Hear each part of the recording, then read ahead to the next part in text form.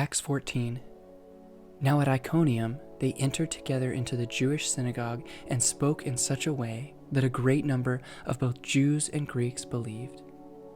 But the unbelieving Jews stirred up the Gentiles and poisoned their minds against the brothers. So they remained for a long time speaking boldly for the Lord, who bore witness to the word of his grace, granting signs and wonders to be done by their hands. But the people of the city were divided. Some sided with the Jews and some with the apostles. When an attempt was made by both Gentiles and Jews, with their rulers, to mistreat them and to stone them, they learned of it and fled to Lystra and Derbe, cities of Lycaonia, and to the surrounding country, and there they continued to preach the gospel. Now at Lystra there was a man sitting who could not use his feet. He was crippled from birth and had never walked. He listened to Paul speaking, and Paul, looking intently at him and seeing that he had faith to be made well, said in a loud voice, "Stand upright on your feet." And he sprang up and began walking. And when the crowd saw what Paul had done, they lifted up their voices, saying in Lycaonian, "The gods have come down to us in the likeness of men."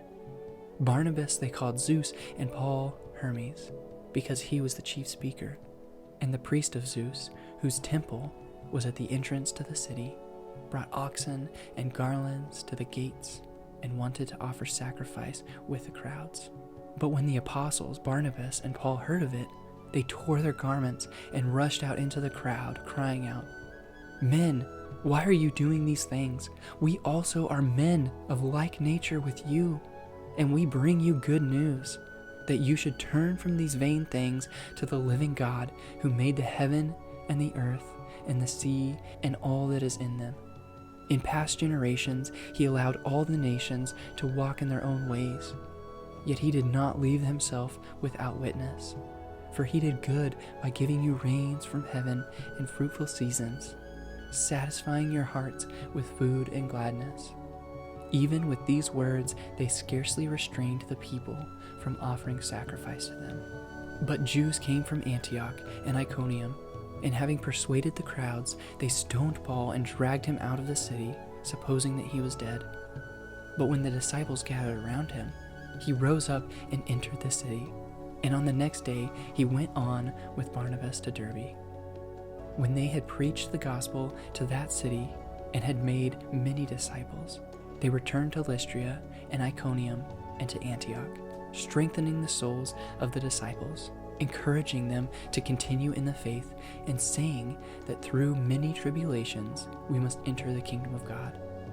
And when they had appointed elders for them in every church, with prayer and fasting, they committed them to the Lord, in whom they had believed. Then they passed through Pisidia and came to Pamphylia.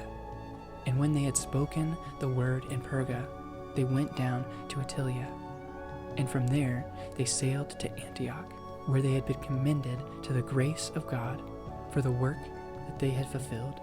And when they arrived and gathered the church together, they declared all that God had done with them, and how he had opened a door of faith to the Gentiles, and they remained no little time with the disciples.